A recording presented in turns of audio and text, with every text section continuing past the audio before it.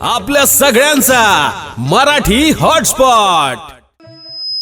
श्रीयाळाच्या घरी धरणे मांडिले मुरारी, मारविले करी तेथे बाळ तयाचे। हरी तो निष्ठुर निर्गुण नाही, माया बहु कठीण नव्हे तेची करसी आन कवणे नाही केले ते। कितीतरी प्रमाण श्रीयाळाच्या घरी शंकर देव रे गोसावी झाला। हा हुशार आहे ते। आणि चांगुणाच्या वाड्या गेला जी बाश, हे चालतंय आपलं। भिक्षा वाढावं चांगुणा माई, कारण कैलासी नारद वर्णी त्याची कीर्ती, म्हणून सत्व पाह्या प्रतिसी वाले। नारदाने कैलासात वर्णन केलं की श्रीयाय राजासारखा सत्वशील राजा नाही। म्हणले वशिल्यानं वर्णन करत नसाल कशावरून, माझ्या परीक्षेला उतरले तर ज्ञाना परीक्षा। म्हणून भगवान शंकर चेअरमन साहेब महारोगी होऊन आले। रक्त पुहा गळे सर्वांगासी, दुर्गंधी सुटली, रक्त पू वाहतो अंगातून। आणि दारात आले राजा श्रीयाळाच्या, तर चांगोना आणि श्रीयाळ दोघांनं पायावर डोकं ठेवून दर्शन घेतलं। म्हणे महाराजा करावे भोजन, दुर्गंधी येत होती तरी पण भोजन करा। म्हणे महाराजा करावे भोजन, येरू म्हणे बाई शरीर हे रोगी। काय तिकडे काही नाही, तुम्ही पाहिलं की मला शंका येते काहीतरी, तुम्ही माझ्याकडे पहा ना। विठ्ठल विठ्ठल विठ्ठल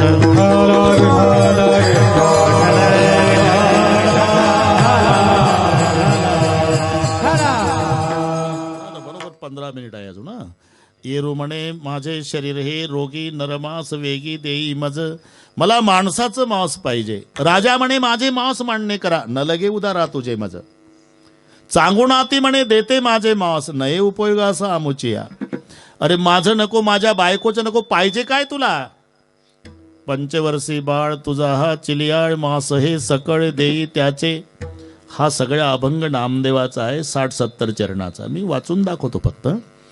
मांस हे सकळ देई त्याचे। मग चांगोणाला राजा श्रीयाळ, चांगोणे पुत्राला बाह्यात जा बरं, बोलव त्याला। गंगेच्या काठाला आपल्या बालमित्रा समवेत चिलिया खेळत होता। आईनं हाक मारली, चिलिया।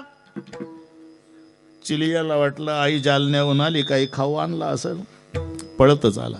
काय खाऊ आणला आई? खाऊ नाही आणला बाळा रे, तुझाच खाऊ करण्यासाठी एक बाबा हट्टाला पेटला।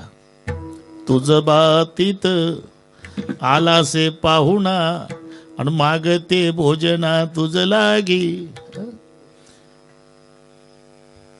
तुझं मांस खाण्याची इच्छा एका अतिथीची। काय पळाला वाटतं चिलिया, हात धरला आईचा। मग रडतेस कशाला आई? नासिवंत त्यागिता तनु मोक्षा एवढे जोडे धनु, अजा पालटे कामधेनू मिळता ने घेतो मूर्ख। शेळीच्या बदल्यामध्ये जर कामधेनू गाय मिळत असेल, तसं नासिवंत देहाच्या बदल्यात मला अविनाशाची प्राप्ती होत असेल तर का करून घेऊ नये आई? आई अजिबात संकोच करू नको। म्हणून आईनं पाकशाळेत नेलं आणि मुंडकं तोडलं। पण माय आहे अशोकराव, धडाचा पाक केला। चला बाबा जेवायला। अंतर्यामी महादेवाला कळालं, वस्तू हे कार्याची ठेवली लपोणी, चालला उठोणी अतितः। धडाचा पाक केला, सिर लपवून ठेवलं। बाबा मी माय आहे त्या लेकराची, म्हणून ते मुखाचा पाक करताना जड गेलंय मला। आता एका अटीवर थांबतो, बोला ना।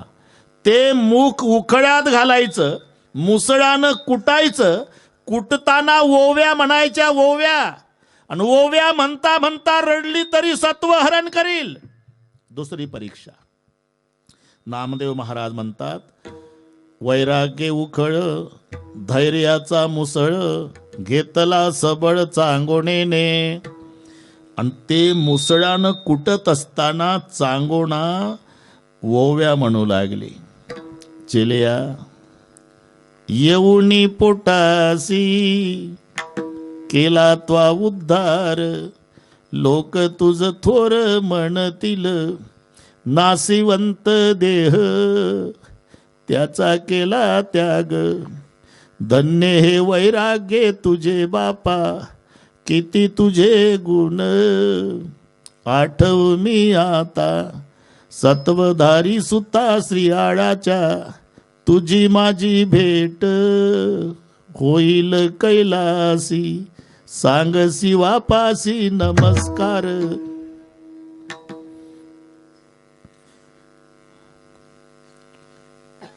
पाक तयार झाला. चला महाराज जेवायला. येरू म्हणे बाई पात्र वाढा. तीन पात्र वाढले बाबा. पंक्ती यजमान बसा तुम्ही बसा जेवायला सोबत. हे ऐकलं चेअरमन साहेबनं. राजा रडतच घरात गेला. चांगोणा आत गेली न रडणाऱ्या पतीला म्हणू लागली, का रडताय? कोण बाप आहे जगात लेकराचं मांस खाणारा? त्यानं शाप देऊन पेटवलं माझं वैभव तरी चालेल. तेव्हा तिचे शब्द आहे, पतिदेव माझ्याकडे पाहणाव. काय? 9 मास बाळ ठेविला उदरी, एक दिन भारी काय झाला. 9 महिने 9 दिवस ठेवलं मी लेकराला पोटात. एक दिवस जमत नाही तुम्हाला? हात धरूनच आणला राजा आणि बसले. जेवायला प्रारंभ करण्यापूर्वी महादेव अतिथीच्या वेशातले म्हणाले, थांबा. काय लेकरं वगैरे तुम्हाला? काय चष्टा लावली का बुवा? एकुलतं एक तर कापलं तुमच्यासाठी. आता लेकरं नाही आम्हाला. मग मला जेवता येत नाही का? निपुत्रिकाच्या घरी न घे मी अन्न. चालला उठवण. मी देवाच्या निर्दयीपणावर बोलतोय हे एवढं लक्षात ठेवा. चालला उठवणं अतिथा. मग श्रीयाळ म्हणाला, चांगोणे चिलियासारखा तोही गेला सुत, विनमुख अतित जातो तोही. आता कासयासी ठेवावा हा प्राण, करावा अर्पण शंकरासी. आणि म्हणून खड्ग काढलं. शिरच्छेद करणार तर महादेवजी प्रगट झाले. थांबा, मी भगवान शंकर तुमची परीक्षा घ्यायला आलो होतो. चिलियाला जिवंत करून दिलं, पण परीक्षा घ्यायला आलो होतो म्हणून सांगितलं. आणि मी प्रसन्न आहे. राजा काय पाहिजे ते मागा. श्रीयाळ राजा आणि चांगोना डोकं ठेवून म्हणाले, आम्हाला धन दौलत नको, पण एक मागणी आहे. आमची जेवढी परीक्षा घेतली एवढी चंद्र सूर्य असेपर्यंत कोणाची घेऊ नका, एवढीच मागणी आहे. म्हणून हरी तू निष्ठुर निर्गुण निर्दयी आहे. श्रीयाच्या घरी धरणे मांडिले मुरारी, मारविले करी तेथे बाय त्याचे. कर्ण भिडता समरांगणी, बाणे व्यापेला रणी, मागसी पाडोनी तेथे दात तयाचे. हरी तो निष्ठुर निर्गुण. मग असा निर्दयी जर परमात्मा आहे तर तो भवसागरातून कसा पलीकडे नेईल? तो हा उतरील पार. नेणाऱ्या जवळ दया पाहिजे. तुमचा देव निर्दयी आहे. बरोबर आहे, पण थोडा दम काढा. हिरण्यकश्यपूला 4 मुलं वागुंडे महाराज. पहिला लाद, दुसरा हनुल्लाद, तिसरा सल्लाद न धाकटा प्रल्हाद. पहिले 3 बापासारखे झाल्यामुळे प्रसिद्ध झाले नाही. हे विरोधक जन्माला आलं म्हणून प्रसिद्धीला आलं. नाम प्रल्हाद उच्चारी. त्याला असुरी राजनीती शिक्षण संस्थेमध्ये घातला. बरं का पवार साहेब, तुमच्या संस्थेत नाही. असुरी राजनीती शिक्षण संस्था, त्या संस्थेचे संस्थापक शुक्राचार्य होते. आणि आपलीच 2 मुलं त्यांनी शिक्षक म्हणून लावली होती. ही तेव्हापासूनची परंपरा आहे. मी काय बोललो का बाबा? एक षंड आणि एक अमर्क. आपण षंडामर्क म्हणतो ना, हे 2 आहे, षंड आणि अमर्क. आणि त्या शाळेमध्ये प्रल्हादाला घातलं, पण प्रल्हाद शिकला नाही. वर्ग बिघडवून ठेवला. हरिपाठ शिकवला मुलांना. तोही नाम कारण सबे का जतारण, धरोज का धारण निवारण करेगा, न था दात वा को दिया दूध माँ को खबर है, खुदा को सबर वो मरेगा, तेरा ढूंढ सीना मिटा दिल का के ना जिने पेट देना वो वहाँ पे भरेगा, मुरादम कहे जो मुकदर किया.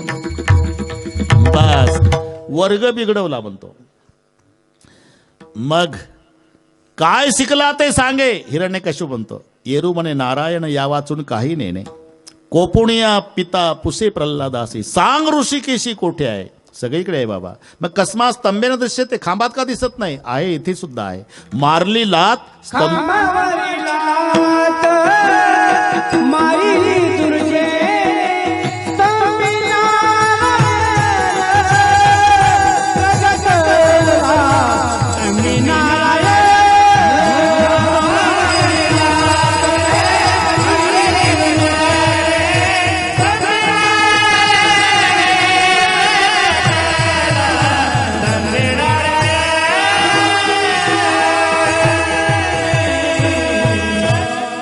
तंबी नारायण प्रगटला.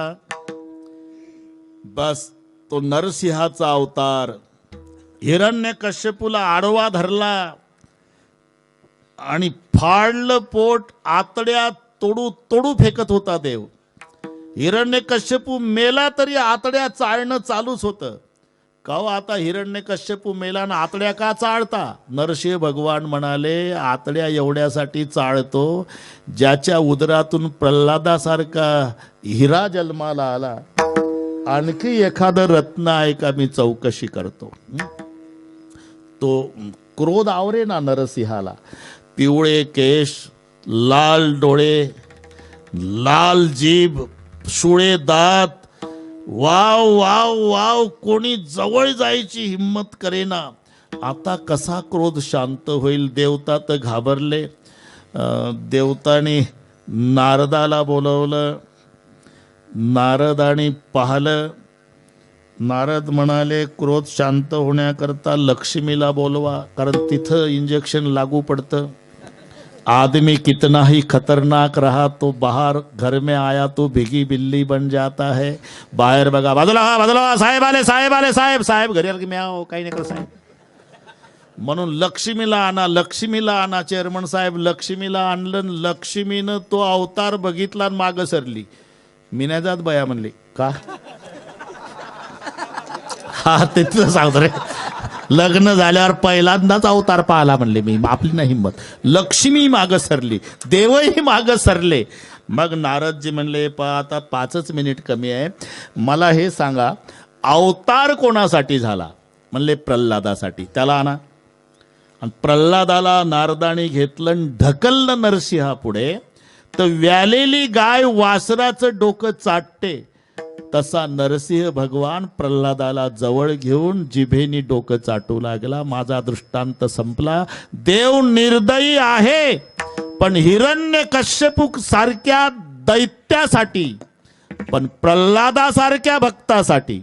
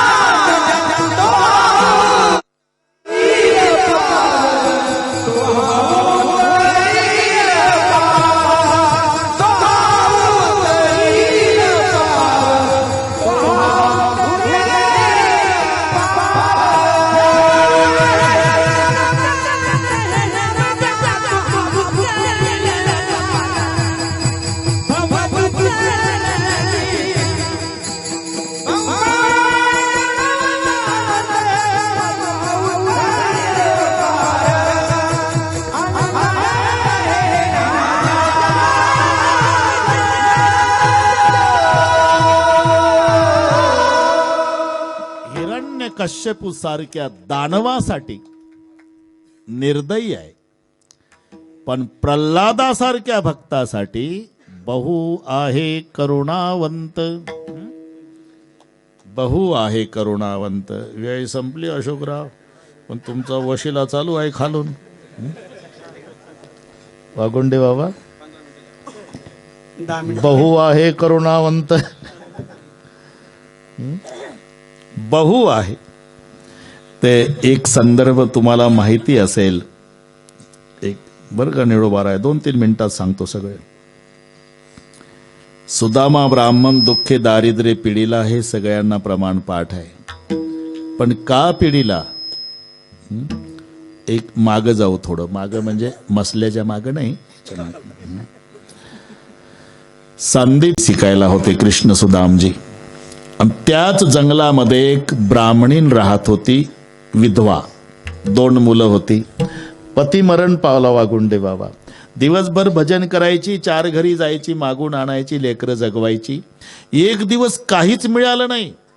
एका शेतकऱ्याकडे आली, खूप विनंती केली, माझे लेकरं उपवासी राहतील शेतकरी दादा.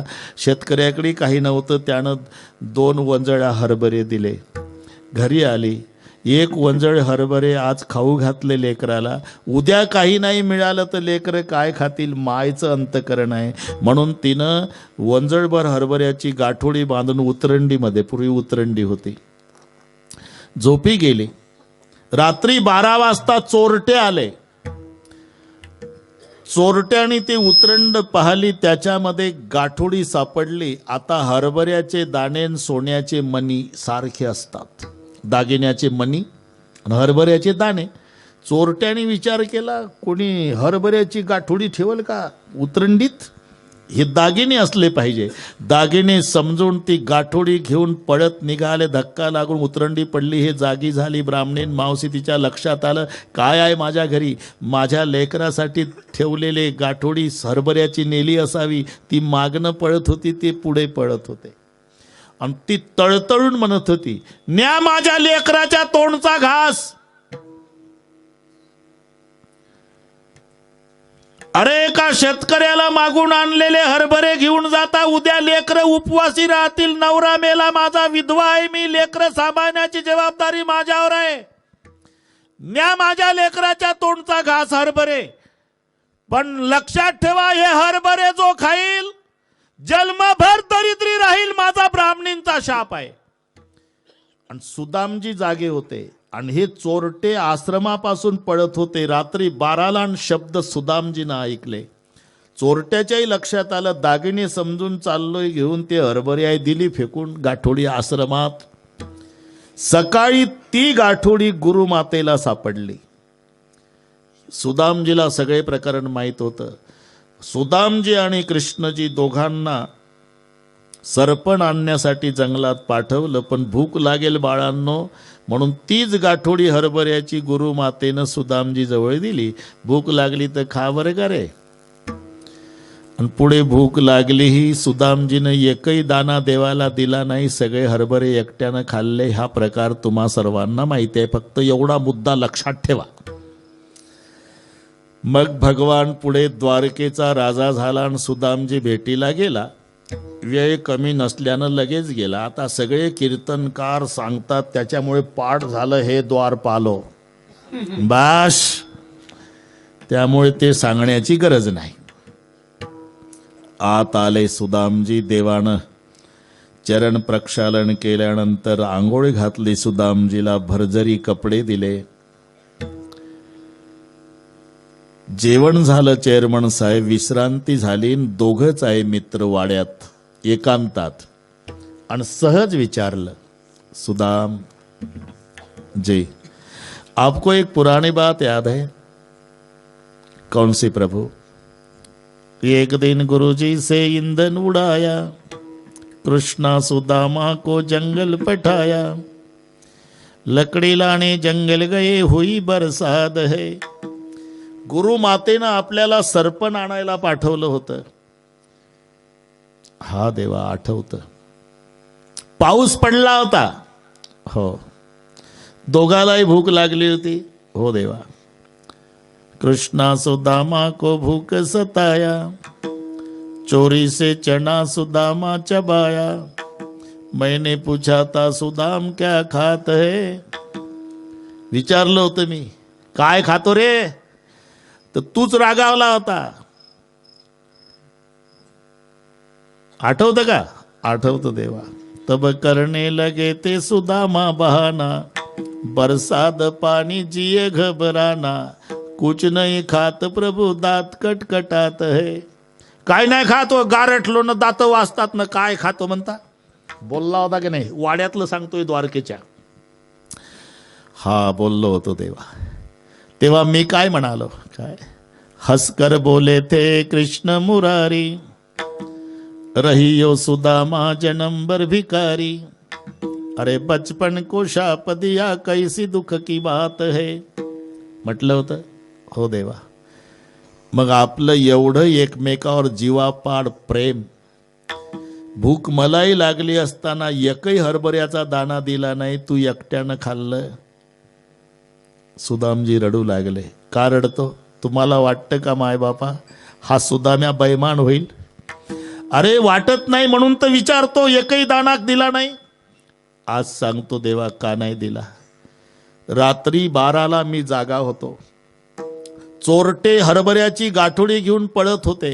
ब्राह्मणीन मागणं धावत होती आणि ती म्हणत होती, न्या माझ्या लेकराच्या तोंडचा घास, उद्या लेकर उपवासी राहतील.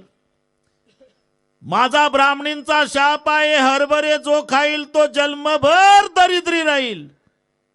हे मी ऐकलं होतं देवा, की या हरभऱ्याच्या मागे शाप आहे, दारिद्र्य राहील. मग मी विचार केला, माझ्या कृष्णदेवानं जर हरभरे खाल्ले तो दरिद्री झाला तर आमच्यासारख्या जगातल्या दारिद्र्यांना कोण सांभाळेल. मी विचार केला, आम्ही कितीही सगळे दरिद्री झालो तरी चालल, पण माझ्या देवाला यातला एकही हरभऱ्याचा दाणा खाऊ देणार नाही. आमच्या सगळ्या दारिद्र्यांना आमचा भगवान सांभाळेल, म्हणून तुम्हाला हरभरे दिले नव्हते देवा. दोन चार दिवस 56 भोग बरं का निळोबार आहे, मजेत चालले. दागिने अंगावर, अलंकार. पण सुदामजी म्हणे ना आणि हाही विषय काढे ना. आता मिटायचं कसं प्रकरण? सुदामजीनं ठरवलं, चेअरमन साहेब मेलो तरी प्रपंचातली अडचण सांगणार नाही. आणि देवानंही ठरवलं, मी सगळे विचारील पण यांना प्रपंचातली अडचण विचारणार नाही.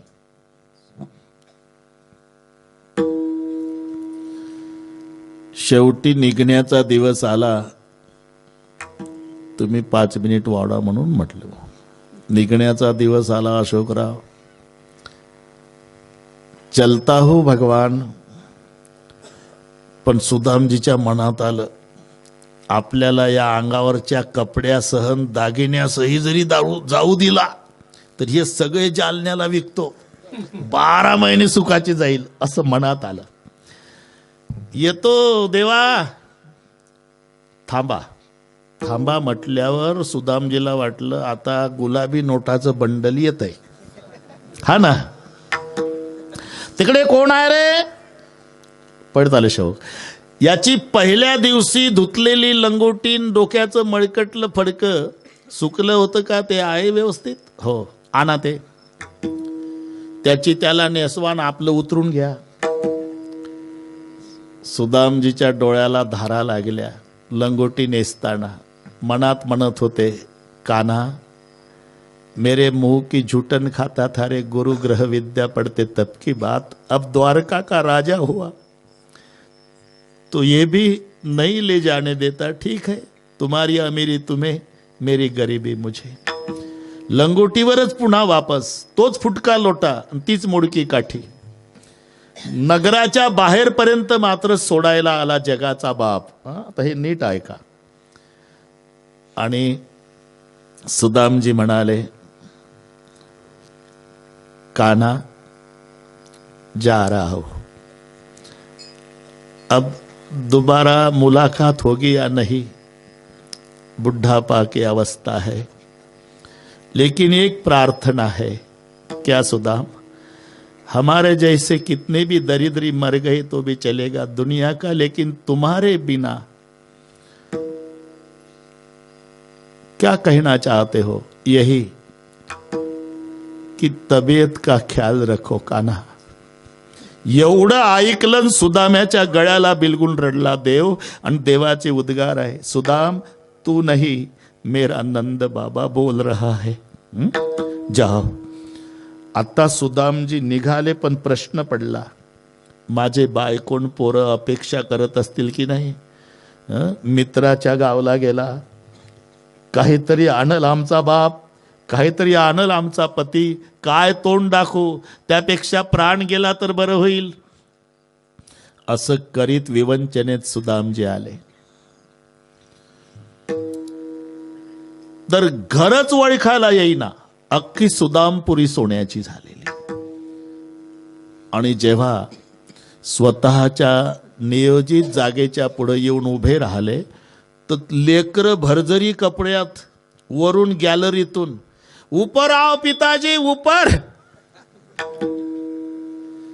तरी सुदामजीला वाटलं, चेअरमन साहेब ब्राह्मण आहोत ना आम्ही, अधिक मास आहे, कोण्या श्रीमंताच्या घरी जेवायला ब्राह्मणाची लेकरं सांगितली असेल. अरे किसी के घर आए हो बेटा भोजन करने, अपना ही घर है पिताजी. बायको सोन्याची आरती घेऊन आली. चेअरमन साहेब सुदामजीला कुंकुम तिलक आरती ओवाळली. सुदामजी म्हणाले, किसी के घर मेरी पूजा कर रही हो? किसी के? ये तो अपना ही है जी. आप द्वारिका पहुंचे होगे तो इधर सब परिवर्तन हो गया. एवढं ऐकलं आणि आपल्या घराच्या राजवाड्याचा खांब कवटाळू कवटाळू सुदामजी रडू लागला. बायको म्हणाली, का रडता? सुशीला, मैंने कहा था कि कान्हा मेरे मुंह की झुटन खाता था रे. आज मेरे बच्चे और पत्नी राह देख रही होगी, कुछ नहीं दिया रे. तू बहुत कंजूस है रे कान्हा. ऐसा बोल के आया था सुशीला, लेकिन हाँ जवाब मिल गया, मेरा कान्हा कंजूस नहीं है. बहुआ है करुणावंत, बहुआ है करुणावंत, बहुआ है करुणावंत, बहुआ है करुणावंत, बहुआ है करुणावंत, बहुआ है करुणावंत, बहुआ है करुणावंत, बहुआ है करुणावंत. हे अनंत हे नाम जा, अनंत हे नाम जा, अनंत हे नाम जा.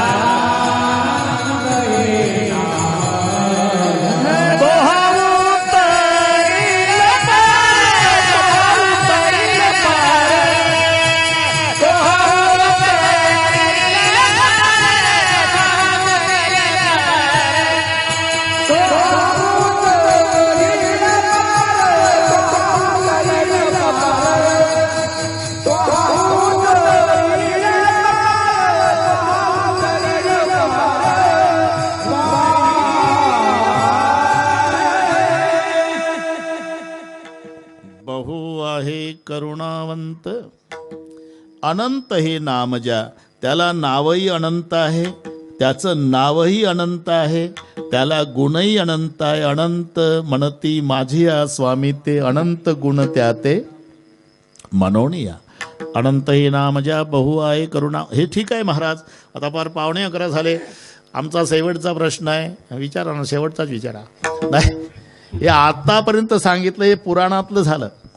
पुराणातल्या गोष्टीपेक्षा अनुभव महत्वाचा असतो. महाराज म्हणतात, अरे माझा गाथा इंद्रायणीच्या डोहात बुडवला, मी तिथेच बसलो 13 दिवस भजन करीत, आणि 14व्या दिवशी कोरडाच्या कोरडा गाथा माझ्या प्रभूनं माझ्या स्वाधीन केला. हे अनुभवाला आलं.